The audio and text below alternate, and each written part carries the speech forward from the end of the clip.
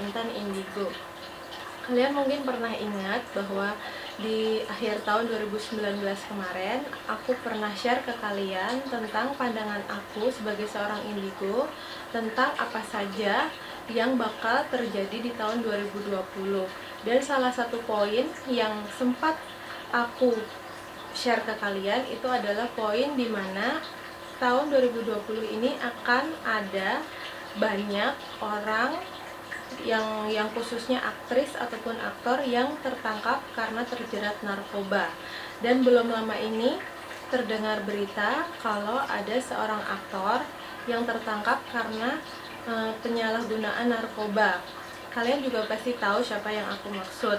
Nah, dari yang aku baca itu sebelum tertangkapnya seorang aktor ini yang kebetulan dia ini adalah seorang indigo juga dan dia aktif di dunia pertelevisian. Nah, 6 hari sebelum tertangkapnya dia itu ada 2 paranormal yang meramalkan kalau bahwa akan ada aktor ataupun aktris yang akan menikmati lebaran itu di penjara gitu, jadi nggak bersama keluarga. 2 paranormal itu menyebutkan begitu. Dan di saat tertangkapnya si indigo ini, itu paranormal yang saat itu mempunyai statement itu mengunggah kembali ke sosmed dan mereka mengkait-kaitkan tentang ramalan mereka dengan tertangkapnya seorang aktor ataupun indigo ini karena terjerat narkoba gitu. Boleh-boleh saja sih kalau ada orang yang berpendapat atau mengkaitkan satu ramalan dengan satu kejadian gitu. Nah, tapi kalau menurut aku pribadi, pandangan aku sebagai seorang indigo di akhir tahun kemarin, walaupun aku bilang kalau bakal terjadi banyak aktris ataupun aktor yang terjerat narkoba gitu, tapi kan aku tidak spesifik menyebut satu nama atau nama seseorang. Dan begitu juga dengan ramalan paranormal itu juga dia nggak secara spesifik menyebut ataupun mengarah ke seseorang gitu. Jadi kalaupun kebetulan itu benar terjadi di tahun 2020 ini, balik lagi kalau aku mengingatkan itu bukan seorang indigo yang hebat atau yang tahu segalanya, itu enggak, tapi semua itu terjadi sebenarnya tidak ada yang kebetulan, tapi semua atas izin Allah. Karena seorang indigo itu hanya mengintip gitu, jadi hanya sekedar tahu sedikit secuil yang itu berupa sinyal aja, jadi tidak spesifik bakalan misalkan orang-orangnya menunjuk orang-orangnya itu siapa begitu. Jadi semua itu atas izin Allah, semua itu terjadi, tidak ada yang kebetulan dan semua atas izin Allah. Nah, lagi-lagi tertangkapnya seorang aktor ini yang kebetulan dia indigo, mungkin kalau yang tertangkap ini bukan seorang indigo, mungkin akan beda beritanya yang beredar. Tapi karena dia seorang indigo, kebanyakan masyarakat itu mengkait-kaitkan antara indigo dengan berita tertangkapnya dia. Nah, si Roy Kiyoshi ini yang belum lama ini tertangkap, itu berdasar informasi yang aku baca, itu dia 2017 mengalami sakit insomnia dan Roy datang ke dokter, sama dokter memang dinyatakan dia sakit insomnia dan diberikan resep obat dan dia memang mengkonsumsi obat dari dokter itu secara rutin dan akhirnya insomnianya sembuh. Dan tahun 2019 lalu itu sakit insomnianya kambuh. Itu berdasarkan informasi yang aku baca. Kambuh, lalu Roy konsumsi obat yang diresepkan dokter tahun 2017 lalu. Nah, itu masih berangsur, belum juga sembuh gitu. Sampai 2020 ini, kebetulan karena sekarang kita lagi PSBB karena corona, tidak memungkinkan seorang Roy itu buat datang ke dokter lagi untuk meminta resep lagi. Dan kebetulan karena Roy tahu obatnya apa, itu dia memesan lewat online. Nah, itu yang aku baca ceritanya begitu sebelum akhirnya beredar kabar tertangkapnya Roy Kiyoshi. Nah, kalau dari pandangan aku, itu apa yang aku baca itu sepertinya memang benar adanya, memang begitu. Karena kan saat aku baca itu aku terbiasa untuk flashback. Fungsinya untuk apa flashback? Kenapa aku flashback? Karena ketika aku membaca suatu berita atau suatu informasi, itu aku flashback untuk ngecek bahwa apa yang aku baca ini benar apa enggak gitu. Nah, yang aku rasain, yang aku lihat itu memang sepertinya memang begitu adanya gitu. Jadi memang seorang Roy ini memang indigo. Dan lagi-lagi aku share ke kalian, karakteristik indigo itu beda-beda. Jadi nggak bisa disamakan antara indigo satu dan indigo lainnya. Kebetulan yang aku baca dari kacamataku sebagai seorang indigo, membaca si Roy Kiyoshi, itu dia mempunyai karakteristik yang sangat-sangat sensitif. Jadi dia ini perasa, orangnya hatinya lembut dan sangat-sangat sensitif. Terus dia ini memang kalau aku lihat itu dia mempunyai masalah yang berkaitan dengan sulit tidur gitu. Nah, sulit tidurnya ini karena apa? Memang ada kaitannya dengan indigo, dengan kemampuan dia gitu. Dia ini karena kan dari kecil sampai sekarang dia usia 33 tahun, itu dia semakin kesini dia semakin sering lihat vision. Dan itu kalau kalian tahu, vision itu datang nggak kita minta gitu. Aku pun ngalamin hal yang sama. Vision itu nggak bisa kita minta terus kita lihat vision itu, nggak begitu. Jadi vision itu orang-orang indigo itu dapat secara tiba-tiba gitu. Nggak pandang kita lagi sehat atau sakit, nggak pandang kita lagi beraktivitas atau kita lagi tidur. Nah, itulah yang dialamin Roy Kiyoshi. Jadi dia bermasalah dengan itu.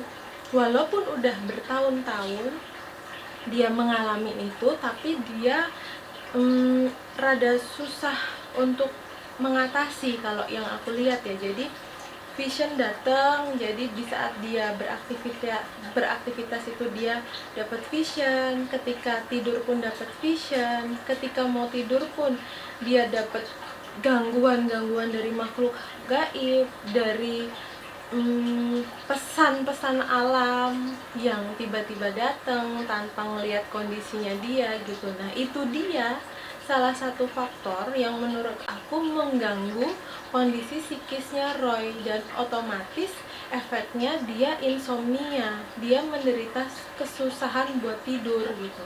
Dan akhirnya psikisnya kena. Bagaimana cara mengatasinya, seorang Roy ini jadi bergantung oleh obat yang tadinya memang diresepkan dari dokter buat dia gitu. Nah, sebenarnya karakteristik indigo itu memang sebagian besar sensitif, dalam artian sensitif dalam perasaan, karena dia seorang indigo ini termasuk aku itu ngalamin yang namanya vision datang tiba-tiba yang sama sekali nggak ada kaitannya dengan diri aku gitu, ataupun bisa vision itu datang yang vision itu nggak ada yang kita kenal gitu, berasal dari orang-orang yang kita nggak kenal gitu. Vision itu ada, kadang dari alam kayak gitu. Nah, kalian bisa bayangin kan gimana kalau jadi seorang indigo yang harus setiap saat menerima vision dengan berbagai macam pesan, berbagai macam wujud, bukan hanya mungkin selama ini indigo itu selalu dikait-kaitkannya dengan makhluk gaib. Sebenarnya indigo enggak cuma makhluk gaib aja gitu, jadi lebih luas lagi tentang vision, tentang pesan alam, bahkan harus siap gitu, secara psikis, secara mental harus siap kapan dimana nerima sinyal tentang alam.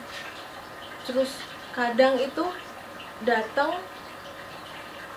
runtut gitu, dikasihnya nggak cuma sekali dua kali gitu. Aku pun ngalamin gitu, dan psikis seorang indigo itu harus benar-benar siap, dan itu semua butuh proses, butuh waktu gitu, dan butuh pendampingan, butuh support dari orang-orang terdekat seperti keluarga, orang tua itu lebih sempitnya gitu, butuh support mereka gitu, karena semua itu berkaitan dengan psikis. Kenapa aku bisa bilang begini? Karena aku pun sendiri ngalamin itu semua gitu. Apa yang aku alamin dulu dari aku kecil yang cuman sekadar melihat sosok gaib yang masih wajar berupa manusia, sampai akhirnya aku umur 20 tahun itu belum bisa stabil ngerasain kalau misalkan dapat vision secara tiba-tiba. Itu umur 20 tahun masih yang kadang shock dapat vision tentang alam, tentang yang orang aku nggak kenal, bahkan tentang atas izin Allah tentang yang berkaitan dengan diri aku sendiri. Itu sampai umur 20 tahun aku belum siap, belum siap nerima semua itu. Dan kalian bisa bayangin selama 20 tahun itu gimana usaha seorang indigo, nggak cuman aku aja, untuk bisa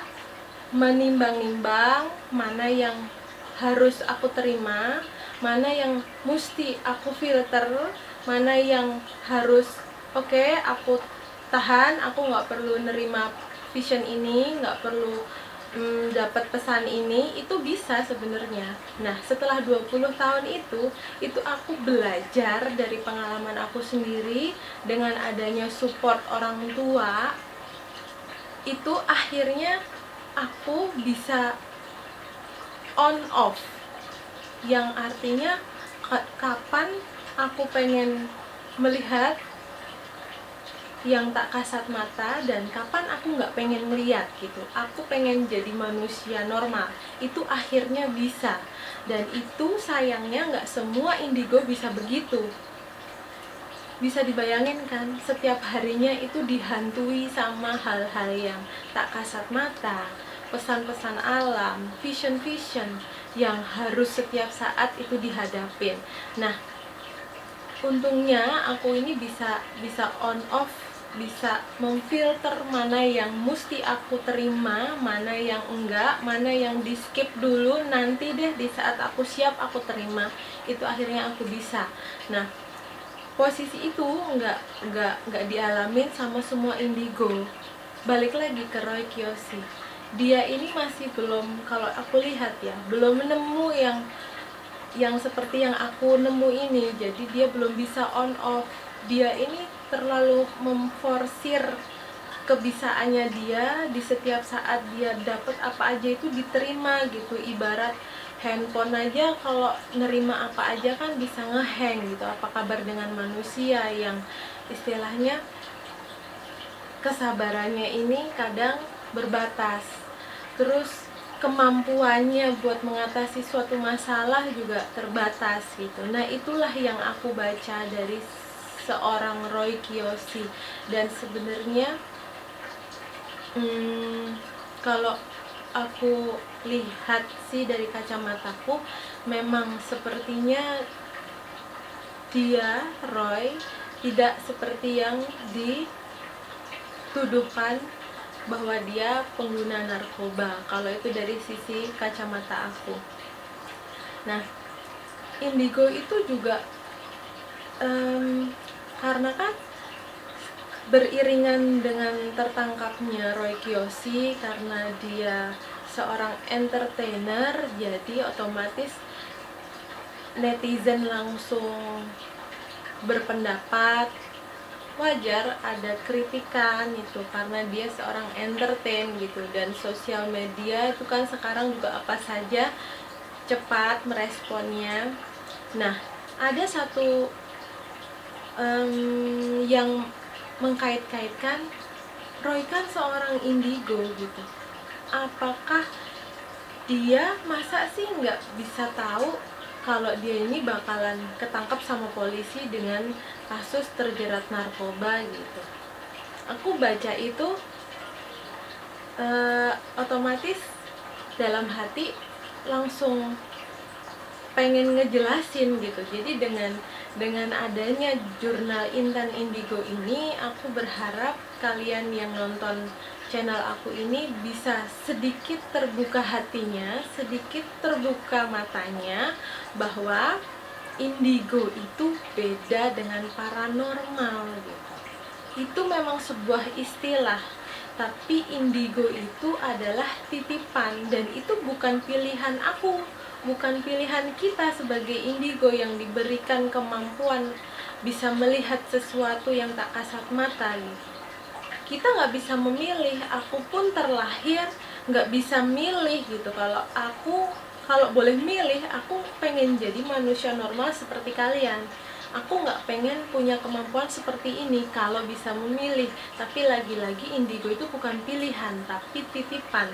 Dan itu harus disadari oleh orang-orang yang memang punya titipan, bahwa itu memang gift dari Allah yang memang seharusnya bisa dijaga, bisa diarahkan kemana arahnya untuk lebih bisa ke jalan Tuhan, jalan yang positif gitu.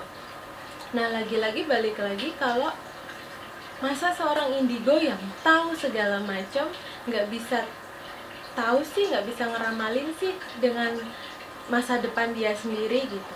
Itu nggak begitu, karena nggak semua indigo itu sama. Nggak semua indigo bisa beruntung dapat vision tentang masa depan dirinya sendiri. Nggak semuanya begitu. Kalaupun ada indigo yang diizinkan oleh Allah mendapatkan vision, mendapatkan pesan tentang masa depan dia sendiri, itu pun berupa potongan-potongan gitu. Jadi nggak detail kamu bakalan begini gitu, tahu gitu, enggak. Jadi potongan-potongan. Kalau atas izin Allah bisa berupa potongan-potongan yang bisa disambungkan sehingga si indigo ini tahu, oh bakalan kejadian seperti ini. Tapi itu nggak semua. Kadang diberi potongan aja yang indigo ini jadi kayak punya PR gitu. Jadi kayak harus menerka-nerka sendiri. Ini pesan apa ya gitu.